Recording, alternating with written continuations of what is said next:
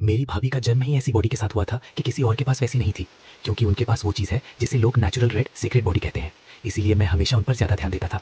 जब मैं 18 साल का था, उन्होंने एक जेड पेंडेंट उठाया और गलती से उससे मेरा हाथ कट गया। मेरा खून उस पर गिर गया और उसी पल वो पेंडेंट मेरा अपना पॉकेट डायमेंशन बन गया। फिर मैंने अपने भाई के पैसे चुपके चुपके उसमें जमा करने शुरू कर दिए और 20 साल से पहले ही मेरे पास करीब $3 लाख जमा हो गए थे। मैं सच बताने के लिए तैयार था, लेकिन जैसे ही मैं घर पहुंचा, मैंने अपने भाई को उसकी रखैल के साथ देखा।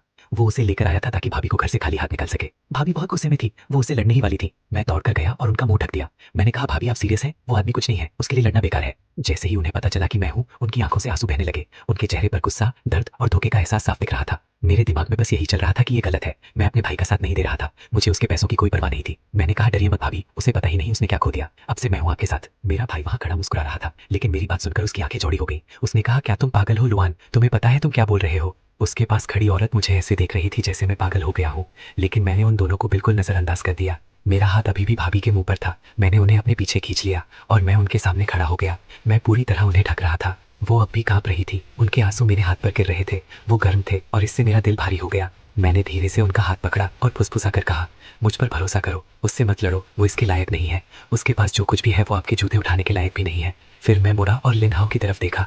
मैंने कहा, पागल मैं नहीं हूँ, पागल तुम हो। मैं कॉफी टेबल के पास गया और वहां रखा तलाक का कागज उठाया और उसके सामने ही वो कागज फाड़ दिया।